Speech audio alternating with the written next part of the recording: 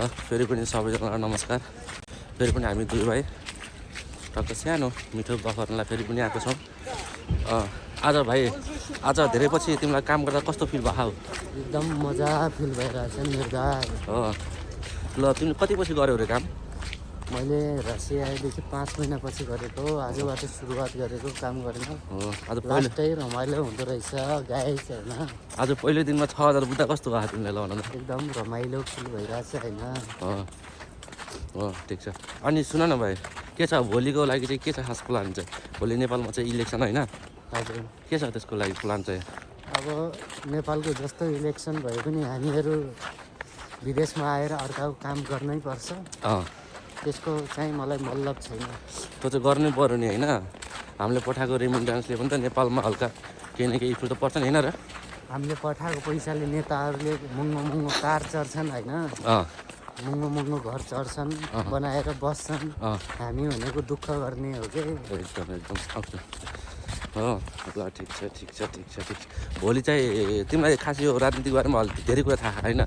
धेरै कुराहरू थाहा छ, तर राजनीति भनेको नामै राजनीति भनेको फोहोर चिज हो कि। यो राजनीति भनेको फोहोरी हो।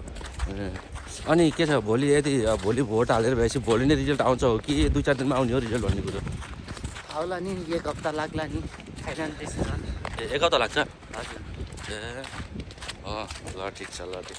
अनि के छ यार, मैले धेरैमा सुन्नमा आएको छ यार, अहिले त के हो यो चुनावपछि त धेरै आन्दोलन हुने छ नेपालमा भन्छन्, के हो खास चाहिँ?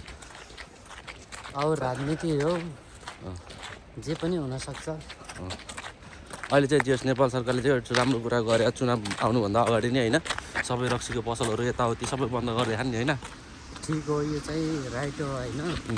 यो चाहिँ सबै राजनीति हो। मान्छेलाई दुई कुराहरू देखाएर ठगाएर आफूले जित्नु छ नि त, स्वार्थ पुरा गर्नु छ नि त नेताहरूलाई। एकदम कति हो यार। त्यसै जस है गाइस सबैलाई ल बाई बाई। भोलिको लागि होइन, सोचेर बुझेर भोट हाल्नु होला। एकदम त्यही भन्न चाहन्छु। एकदम भोट चाहिँ खास कसलाई हाल्नुपर्ने होला भन त मेन कुरा? भोट चाहिँ म चाहिँ मेरो इच्छा लाग्यो, मेरो मनले चाहिँ होइन। अब सबैले घन्टी भन्छन्, एकचोटि घन्टीलाई चान्स दिउँ न। तिमीले चाहिँ घरमा कसलाई दिनु भनेको खासमा? मैले चाहिँ घन्टीलाई दिनु परदेशमा भएको सबै दाजुभाइहरूले होइन, साथीभाइहरूले हुन्छ नि त, सबलाई घरमा चाहिँ घन्टीलाई हान्नु भन्ने कारण चाहिँ के खास? अब नयाँ पार्टी हो, एकचोटि चान्स दिउँ। अब पुरानो पार्टी जस्तै भयो भने त्यसको पार्टीको नाम निशाना मेटाइदिनुपर्छ, त्यही नै भन्न चाहन्छु। त्यसो भए अहिले चाहिँ यदि बाइचान्स ल ठिक छ, झापाबाट घन्टीले जित्यो भने चाहिँ होइन, प्रधानमन्त्री चाहिँ को भन्नु? प्रधानमन्त्री त्यही बाले नै भन्ने कसो हो? त्यस्तो होइन। अब त्यसमा त एक ठाउँ मात्र जितेर भएन नि त। अब सिट पुरा गर्नु पर्यो। कतिवटा सिट हुन्छ खासमा त्यहाँ चाहिँ? अब 138 सिट ल्याउनु पर्यो। यो सिट भन्ने खास चाहिँ के ठाउँबाट जित्नु पर्ने हो कि कसो हो? अब आफ्नो क्षेत्रबाट जित्नु पर्यो नि त मेरो दाइ।